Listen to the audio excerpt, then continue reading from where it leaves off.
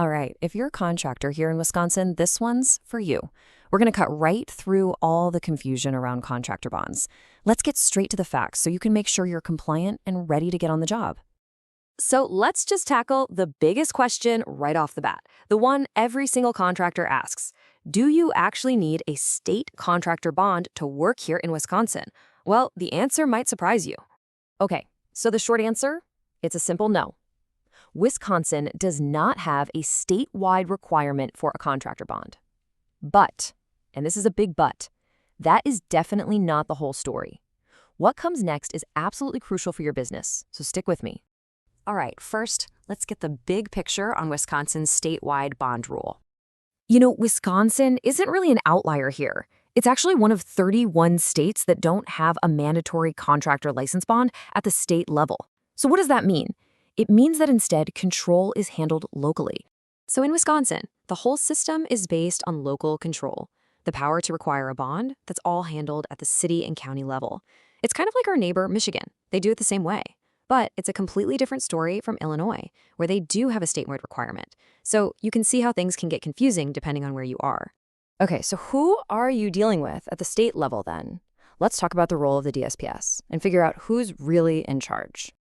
All right, the DSPS, what is it? It's the Wisconsin Department of Safety and Professional Services. Basically, this is the main state agency that handles the professional licenses for a lot of the skilled trades here in Wisconsin. So here's what they actually do. The DSPS is busy licensing specific trades. We're talking electricians, HVAC contractors, plumbers. They're the ones setting the standards for qualifications and handing out certifications. But look at that last point, because it's the most important one for us right now. The DSPS does not require a statewide contractor surety bond. That's the key takeaway here. So, if the state isn't requiring a bond, where do you need to look? Well, this is where we need to zoom in and look at the rules in major cities, because that's where you'll find the bond requirements. And yeah, to put it as simply as possible, it's all local. As a contractor in Wisconsin, what matters for you are the rules, the ordinances, in the specific city or county where you're actually going to be doing the work. Just take a look at some of the major cities here, Milwaukee, Madison, Green Bay. You start to see a pattern pretty quick, right? The requirement status says varies by trade for all of them. What this means is that in the very same city, a general contractor could have totally different rules than, say, a roofer. There's absolutely no one-size-fits-all rule here. So if you take away just one thing from all this, let it be this. You have got to verify the current bond amounts directly with the city's building department before you even think about starting a job.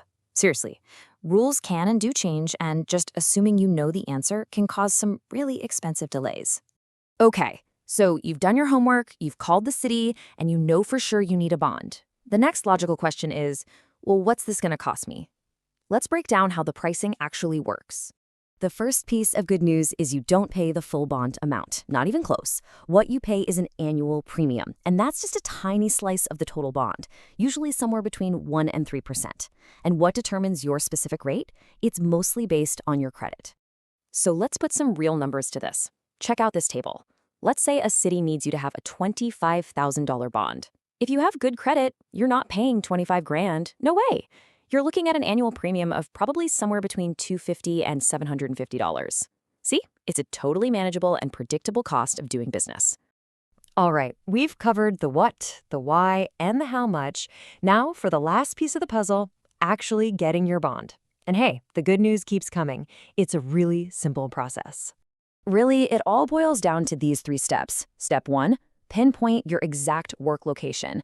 That tells you which city or county you need to deal with. Step 2, call their local building department and confirm the exact bond amount you need. Don't guess. And finally, step 3, apply with a surety provider. They'll get you a quote and get your bond secured. It's really that easy. And you know what? That last step is probably the easiest of all. When you're ready to go, ready to get bonded and get that project started, you can get your surety bond quote in just a few minutes. Just head over to buysuretybonds.com.